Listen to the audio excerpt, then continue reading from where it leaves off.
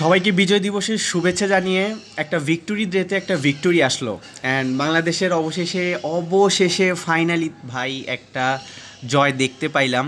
তিনটা consecutive ODI হারার পরে বাংলাদেশ নেক্সটে কামব্যাক করলো টি-20-তে অ্যান্ড ওভারঅল বেশি হাইপ হওয়া যাবে না। একটা কথা মনে রাখেন, বাংলাদেশকে বিশ্বাস করা যায় না, বাট আজকের দিনটা যেহেতু বাংলাদেশের ছিল, বাংলাদেশ জিতেছে, সো আজকের দিনটা নিয়ে স্পেসিফিকলি কথা বলি। ফিউচারে কী হবে না হবে ইজ আনপ্রেডিক্টেবল, এখনই সব সিদ্ধান্ত নিয়ে নেওয়া যাবে না।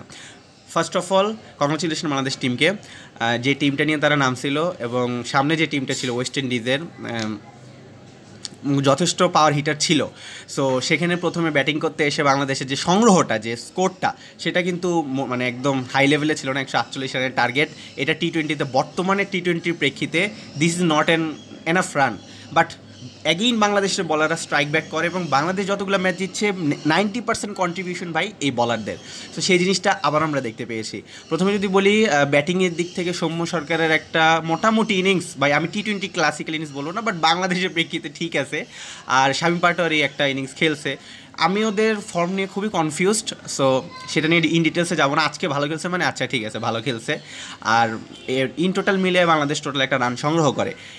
বাট গাইজ, একটা জিনিস অবশ্যই মাথায় রাখার বিষয়, সেটা হচ্ছে যে আমি যে জিনিসটা ফলো করে আসতেছি, শেখ মাহিদির কথা। ইয়েস, মাহিদির কথা হচ্ছে, আমি স্পেসিফিকলি এখন না, আগের থেকেও আমি দেখতেছিলাম এই ছেলেটা কনসিস্টেন্সি থাকে ওর, বিশেষ করে বলিংটায়, এবং প্রথম যে নতুন বলটা দেয়, অর্থাৎ প্রথম দিকে যে ওভারগুলো শুরু করে, সেখানে কিন্তু সে আসলেই ভালো বল করে। অ্যান্ড আজকে তো পুরা কাঁপাই দিছে, একদম ফাটাই দিছে।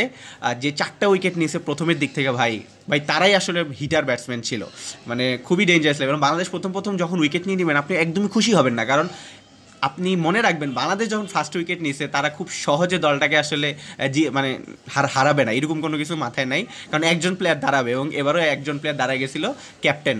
ইয়েস, ওয়েস্ট ইন্ডিজের ক্যাপ্টেন দাঁড়ায় গেছিলো। বাট ভাই হোপফুলি ম্যাচের লাস্টে দিয়ে যেভাবে টার্ন ঘুরে গেছে, আর লাস্ট ওভারটার কথা কী বলবো ভাই, কিচ্ছু বলার নেই। হাসান মাহমুদের ওভারটা হাতে ছিল। এরকম ক্লোজ ম্যাচ বাংলাদেশ খুবই কম জিতে, যেখানে আসলে নার্ভের খেলা চলে। বাট এখানে রবম্যান পল সেট ব্যাটসম্যান ছিল, 60 করা ব্যাটসম্যানকে আসলে আউট করছে। দুইটা ওয়াইডিশ ডেলিভারিটা ছিল, অ্যান্ড এজ লেগে আসলে লিটন কুমার দাসের কাছে গেছে।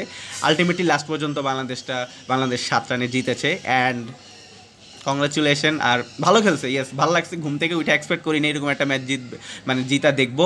আর সকাল থেকে অবশ্যই আমি ম্যাচ দেখি নাই, দেখার কোনো ধৈর্যও ছিল না, অনেকেই দেখে নাই, আর যারা ক্রেজি তারা তো অবশ্যই দেখবে।